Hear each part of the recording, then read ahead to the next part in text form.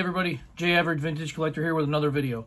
So today, I am very happy to do the second episode in my series, Ballplayers and the Bulge. And this little series is dedicated to MLB veterans that are veterans of the Battle of the Bulge. I'm a big World War II buff, and I'm a big baseball buff, and this was a great way to combine the two and bring about something just a little bit different. I think that I have a lot of respect for the military. I think that people that did serve deserve the recognition of their time, of their service, and that's what I'm trying to do. Just make it a little fun way to kind of show some cards and acknowledge some people, some players that are well-known and other players that are not as well-known, that didn't have as big of a playing career as others. So just kind of trying to highlight that. With that being said, it is really tough to find a whole lot of specific information about their experiences, like in specific battles. So for example, in the Battle of the Bulge, it's very hard to find information about these players, specifically what they did, but I'm doing my best to figure it out, and I'm going to just cover their military experience, their military service in general. So that's kind of what we're doing today. So today, my first episode was Warren Spahn. Today, my second episode, this is going to be Earl Johnson, pitcher for the Red Sox for about 8 seasons, and he spent 1 season with the Tigers. I'm going to go into a little bit about him. I was able to pick up one of his cards at Strongsville, so that's the card that I'm going to be showcasing. So without further ado, I'll turn this around and get rolling. Okay, so Earl Johnson. Earl Johnson, nicknamed Lefty, was a pitcher, mostly a relief pitcher for the Boston Red Sox. Here's my card of him. This is 49 Bowman. Nice card. Glad to have this one. Glad I found it. Was able to make off some major check marks on this list of my Battle of the Bulge players. If you haven't seen my Strongsville recap, please check out that video. Also, as you can see in the background, there's a whole bunch of new setup here. These are the cards and whatnot I've gotten from some of the other YouTubers out there. I'm going to have to try and get myself, work up one of those cards at some point. But anyway, Earl Johnson. Let's talk about Earl Johnson. So Earl Johnson played for the Red Sox.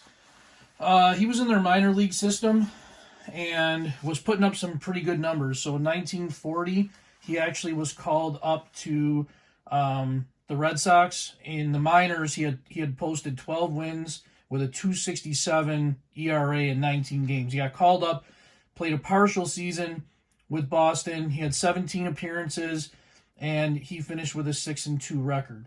Following season, 1941, there were some high hopes for him, but unfortunately, he was having some arm trouble, and I'm not really sure exactly what that arm trouble was. So it wasn't a great year for him. He had 17 appearances and an ERA it's about 4.5. So not too great. Following that season, January 1942, he entered military service, and he immediately sent a telegram to then Red Sox GM Eddie Collins, and it was very short and sweet. It just read, "Inducted into Army today. Best regards," and that was it. So the thing with Earl Johnson is that he's a lot different than a lot of the other ball players that had military service during that time. He actually saw more combat than most of the MLB players. In his 4 years of service, he was pretty much in combat for 3 straight years of combat. When he completed his basic training, he immediately was sent to England, and then from England, he was deployed. And this was in kind of like the very early stages, because he actually landed on Omaha Beach 21 days after D-Day. So when he landed on Omaha Beach, he was asked about it, and his quote was, "We were a replacement unit. We had to go through Omaha Beach to get there. The wreckage was still there, the burned out tanks and half-sunken ships and assault boats that were just so much twisted steel," end quote. He did go on to say that several times he came across groups of dead bodies from both sides and that were just kind of stacked up and unburied. His unit, he was part of Company B, 120th Infantry Regiment, 30th Infantry Division of the U.S. Army.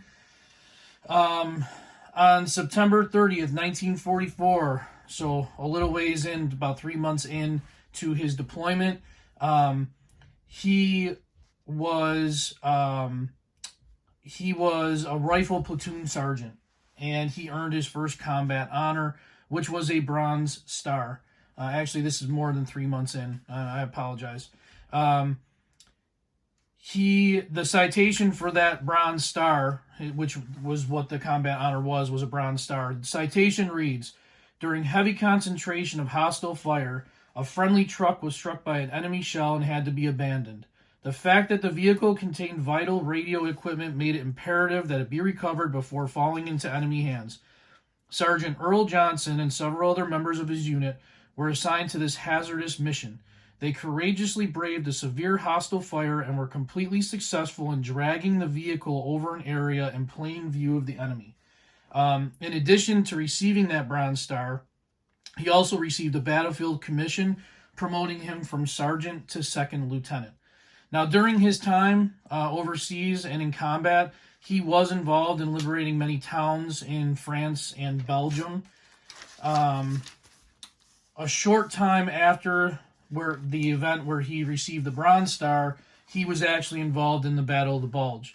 I was able to find that he was awarded a Silver Star for bravery during the Battle of the Bulge, and also received a second promotion, going from second lieutenant to first lieutenant. Hold on, just checking my notes here. During that time, when he was at the Battle of the Bulge, there was an event, and if I pronounce this wrong, I apologize. My French isn't that great, but it was called the Malmedy Massacre. It was in Belgium, and it was part of Battle of the Bulge. Some Americans were taken prisoner of war, 150 of them, and they were all executed by SS soldiers. And Earl Johnson actually witnessed this happen. So that was, you can only imagine what he went through, in his time there. A few more facts about Earl Johnson. In 1945, while he was overseas, he wrote a letter to Eddie Collins again that read, "I have been in combat for 6 months. It sure has been a long road. It really has been tough. It seems like I have been fighting for years. I sure will be glad when it is over." End quote. That's kind of a pretty significant, you can almost feel like he was just writing. He probably didn't have a lot of time, and just getting those thoughts on paper was probably a big stressor, as only people that have been in combat can imagine. He did fight in 5 major conflicts during that time. He received an additional Bronze Star with clusters.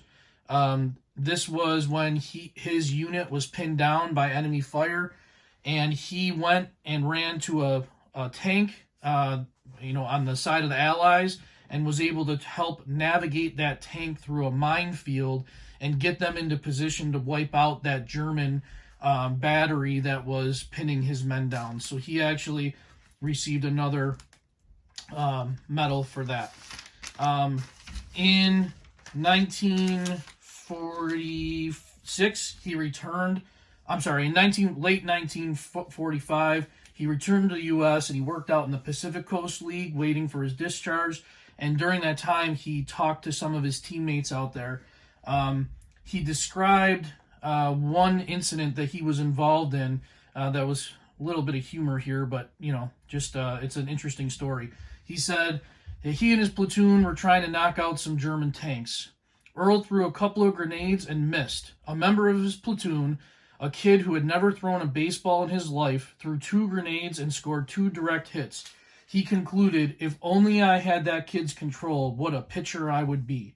That's pretty funny story.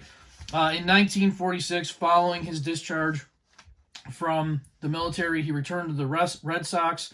He played in 29 games, mostly as a reliever, posting a 5-4 record with a 3.71 ERA. Now, that's his first baseball,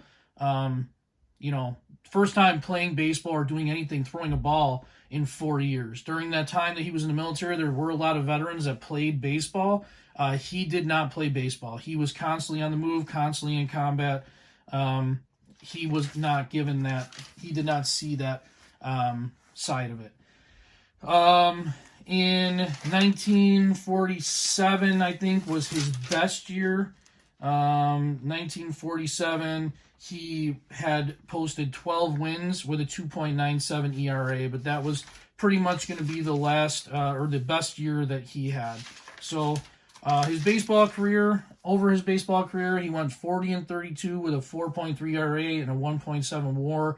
8 seasons, but 4 of his prime years were lost to that military service. So Earl Johnson, military hero, very highly decorated player or veteran, and with a not so famous baseball career. So I'm just happy I could bring some attention to this. I hope you guys enjoy this series. I know it's kind of rocky. I'm just referring to my notes here and there, but thank you very much for watching, and hopefully I'll have another video coming out next week with another player. Thanks for watching.